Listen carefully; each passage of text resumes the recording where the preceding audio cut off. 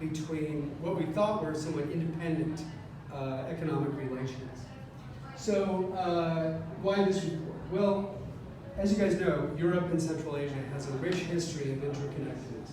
And I think this, if you go look at Fred Starr's book on the Silk Road, this is exactly this relationship about the integration between the different forms of connectivity.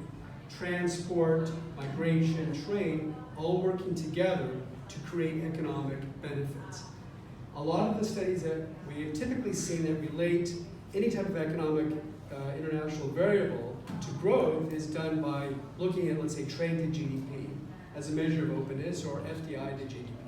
But all these types of connections are interconnected. So in the ECA region, Europe and Central Asia, a lot of these growth connections, particularly in Europe, has been a big convergence machine. In other words, the connections countries have made with each other have allowed the rich countries to continue to grow and the poorer countries to grow faster to catch up to them through these trading relationships that develop. But the global economic crisis and what we've seen in various commodity price shocks around the world has made a lot of people, particularly in Western Europe, concerned about the benefits of connectivity and regionalism and growing ties to growth. Now, interestingly enough, what we see in Western Europe is very different than what we see in Central Asia. In fact, the opposite seems to be occurring, particularly in Uzbekistan, opening up to the world and its neighbors rather than closing down and isolating, which you see the trends in the rest of Europe and, in fact, in the United States. The recent developments in Brexit elections all look towards more nationalist, isolationist movements rather than opening up. So it's really important to understand the impact of connectivity. So what's unique about what we do in this report? Well, connectivity or globalization and its relationship to growth is often viewed only in one dimension, as I said. But various connections work together to create a mutually beneficial effect on growth. So, ideas are transmitted through complementary connections in migration, trade, FDI, internet, finance, transport, etc. To whom you're connected to might be just as important as the type of connection. And this is something that often isn't looked at when you look at openness and growth. What we use is kind of like a Google PageRank mechanism to see how you're connected to different types of countries. And like in social networks, the more you're connected to connected countries, the more likely you will be a recipient of ideas from those third-party connections. So we use network analysis to look at how this connectivity influences an individual country's growth rate.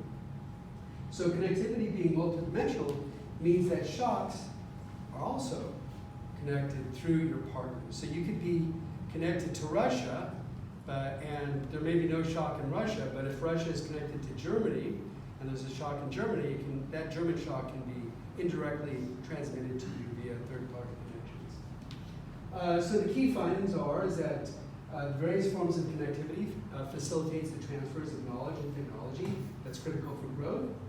The depth of overall connections and geographic composition of the connections both matter for the emergence of global linkages, and also the foreign ownership of firms in your country can be a conduit for information transfers, not only directly by the foreign firms located in the country, but by spillovers to local firms. Deep integration of countries in the EU has generated important benefits for growth through knowledge transfers. Central Asia, Russia, and Turkey benefit from regional connections as well, but the depth of the connections are a lot less than what you see in Western Europe and Northern Europe. Increased connectivity can expose ECA countries, Europe and Central Asian countries, to external shocks, particularly those emanating from those countries that are at the center of their connectivity to the rest of the world. So the remedy is not isolation, which sacrifices growth, but rather the broadening of the range of connections so that you can cope with those risks and make your country more resilient. So I'll skip the outline of the presentation. So what does connectivity look like in Europe and Central Asia? So this is a map of trade connections. This is one layer of the multidimensional connectivity. This is trade in 2000, 2014, the latest year that we have for all the countries. One of the startling things, ignore the circles around the Central Asian countries that I highlighted but blue shaded country nodes are Europe and Central Asia, and the orange and red shaded are the outside of Europe and Central Asia. Larger nodes, which represent exports and imports, are tended to be drawn to the edges of this circular area, and that's the opposing force that draws these nodes outward. The things that causes the nodes to come closer is the strength of connections. So if you're really strongly, if you're a small country strongly connected to the United States, you'll be located around this area. If you're a country that's connected to Germany, you'll be connected to this area. If you're connected between, let's say, Germany or Great Britain and the US, you'll be somewhere in the middle. So these forces that are pulling and pulling out these forces will generate these types of network maps. I spent a little bit of time on this because it's important for the following few maps that I'm going to show you. Here you can see the US in 2000 is going to be the largest node in terms of exports and imports, but there is some connectivity of Europe and Central Asia being moved over here at the top. In 2014, you can see China, from being relatively small to being this dominant player here in 2014, which was, I mean, this was really startling to see this in this picture. And as China becomes stronger, other countries are being pulled away from the traditional poles, particularly in ECA, towards China. And that's kind of what you see in terms of the difference between 2000 and 2014 in Central Asia. It's being pulled away from some of its partners, particularly Russia. Russia is a strong partner, but then China is a countervailing force in that, being pulled towards China. Kazakhstan has always been kind of in between Germany and the United States. This is, of course, 2000, and Kazakhstan a little bit more pulled in the direction of China after 2000, in 2014. Here's FDI flows. Again, the size of the node represents, of the country represents total FDI incoming and outgoing, and each country has two outgoing arrows that point to the two top FDI destinations. So in the early 2000s, you see the main contributors to global FDI are the US, Great Britain, the Netherlands, Germany, France. In 2012, another big observation is there's a lot more countries contributing to global FDI. You see Italy, Russia, Switzerland becoming a bit larger. You also see Brazil, China, and Hong Kong emerging, where they would go to be small here, but larger there. FDI, as you can see here, is highly concentrated, mainly with Germany, but also Russia's up here, right there. So they're being pulled between Russia and Germany, but Russia is primarily the FDI source.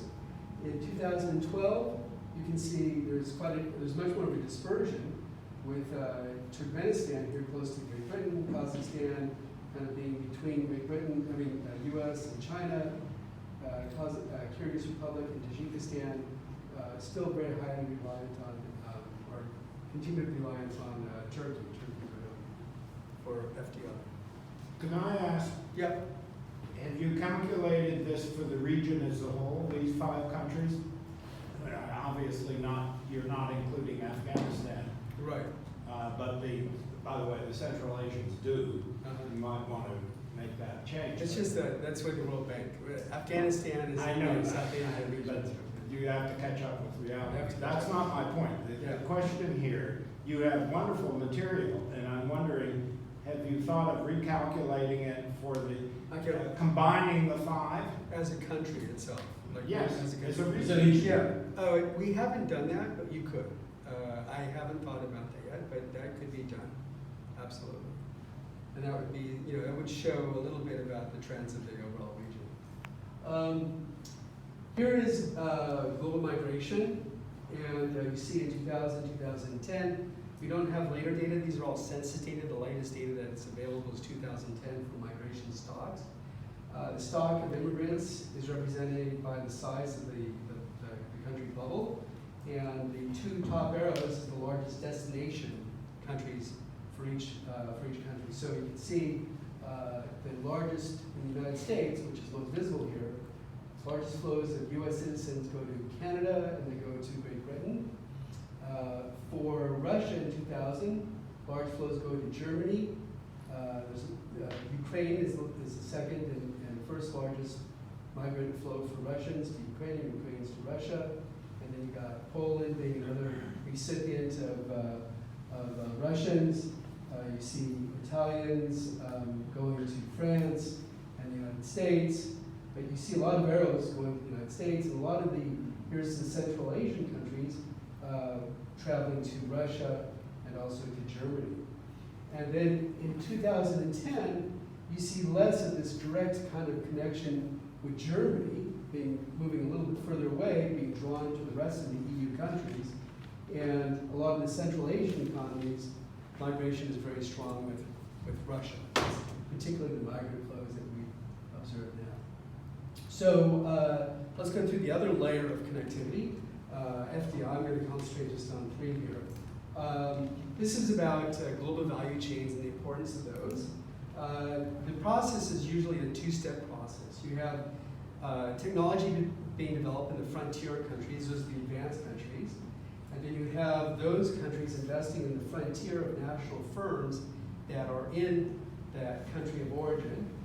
Those invest in the national or the big frontier firms in the destination countries. In other words, maybe it's Siemens investing in the top firms in Romania, and that's the transfer of knowledge that goes from the frontier to the non-frontier countries. And then within these non-frontier countries, or the countries that are recipients of FDI, it gets disseminated to smaller firms through outsourcing and the like. Now, these movements of FDI are very important for global value chains. That's how global value chains get started. And you can see that the growth in the supply chains, global value supply chains, which is very strong in Turkey over this period, 2000-2011, is also highly correlated with the growth of exports of value added per country. So you can see that value added in exports is highly correlated with the growth in their participation in supply chains. So it's another mechanism for the transfer of knowledge. So we also look at using firm level data, not just aggregate FDI data, but do firms that have foreign management or foreign ownership. So foreign management doesn't mean that it's FDI. You can have locally owned firms, but it's managed by a CEO that comes from another country. Do those firms grow any more quickly than those firms that don't have any foreign management or foreign ownership? So we looked at firm-specific data, and we found that there is quite a bit of strength to the spillovers that happen in countries that allow for foreign owners and foreign managers of local firms. Now, this is just a comparison of different types of ownership. You have locally owned, foreign managed, foreign owned, locally managed, and foreign owned and foreign managed. These are the complete foreign owned firms. And these are the growth in operating revenues, growth in jobs, and growth in average wages. And what you can see here is that whenever you have foreign ownership, this is foreign owned and foreign managed, and this is foreign owned and locally managed. This is locally owned and foreign managed. The stronger is the link to foreign management. Because of foreign management techniques, we show that the higher the foreign management techniques in the origin country, the stronger is this growth effect. The higher the outcome variables are for each of the firms. And I'm going pretty quickly here, but I have limited time. So here's the spillover effect. So we take a look at those regions that have a lot of foreign owned or foreign managed firms, and how do firms in those regions that aren't foreign managed or foreign owned, just locally owned and locally managed, fare. And we can see that there is a overall positive effect in almost all these different regions within a country for areas that receive a lot of foreign owned and foreign managed firms. The local firms have higher operating revenue, higher number of employees, and higher average wage growth. This, however, is only true for the large and mature firms. The small and young firms don't do as well. In fact, they have a negative effect. So I think this is what we would call the Walmart effect. So Walmart comes into a town, what happens? You have a growth in obviously sales, and you have probably higher wages as they compete. The smaller firms can't compete, they go out of business. People in those smaller firms or shops go work at Walmart. The sectoral effects are also true for the mature and larger firms. And again, the small and young firms don't do as well when you have foreign ownership coming in. That's the creative destruction aspect of this event. Here's transport connectivity. This is the average cost per passenger within a domestic market, and this is the time it takes to travel within a domestic market. As you can see, Russia and Central Asia, Russia being very costly to travel within Russia. Central Asia, it's not so costly.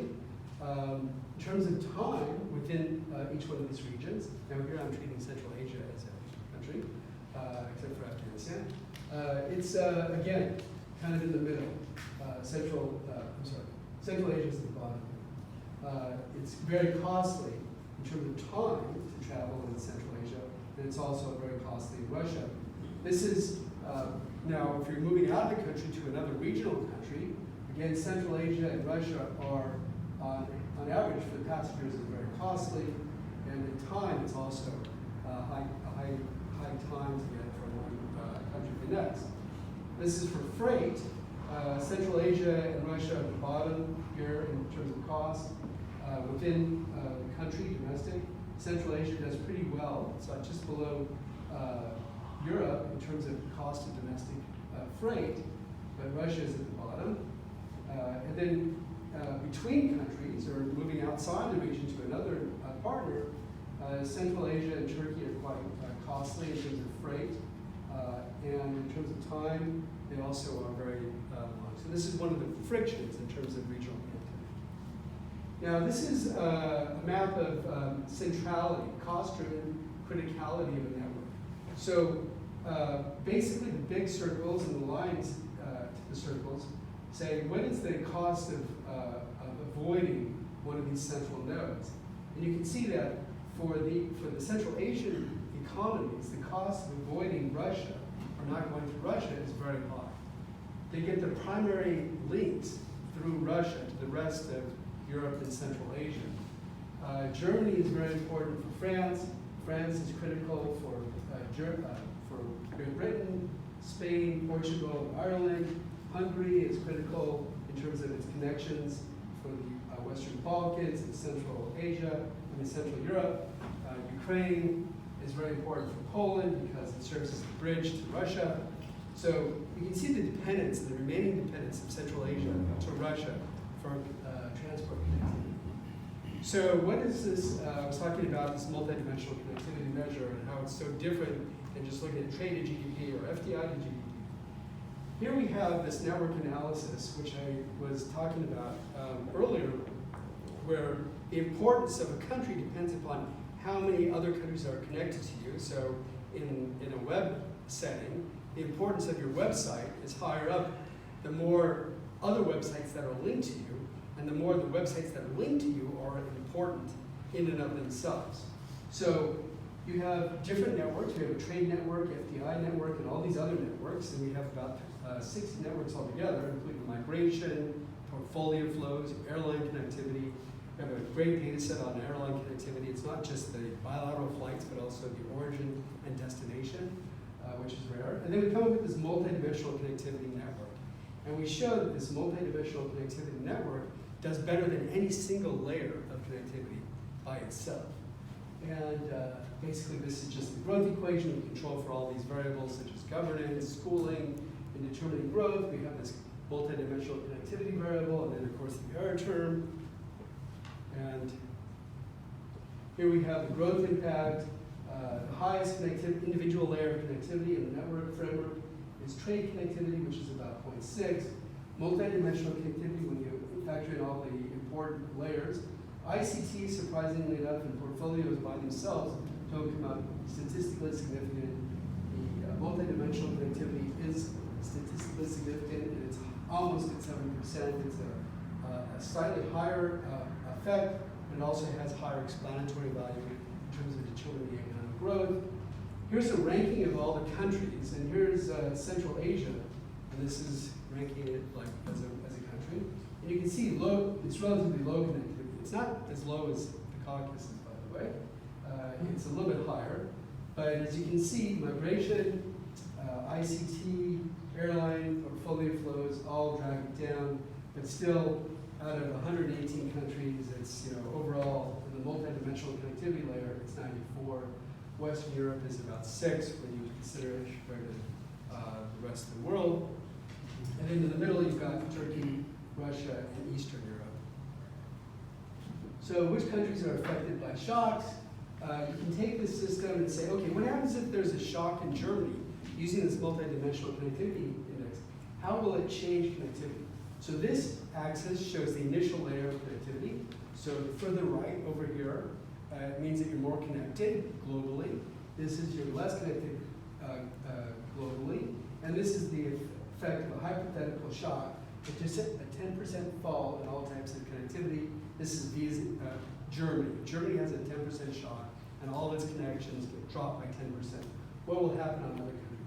Get this very interesting overall pattern that those countries that get most of their global connectivity through Germany, such as Croatia, Ukraine, Bangladesh, Sri Lanka, Moldova, these countries will experience the largest drop in their connectivity due to a shock from Germany.